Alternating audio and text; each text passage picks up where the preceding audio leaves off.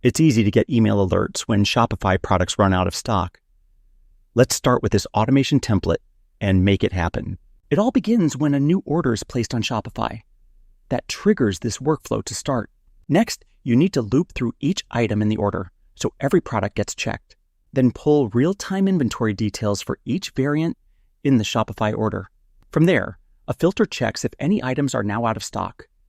This step catches the critical moment when the last item sells. After that, grab your store's admin details so you can personalize the alert message. Finally, send the email alert to notify you that an item has just gone out of stock.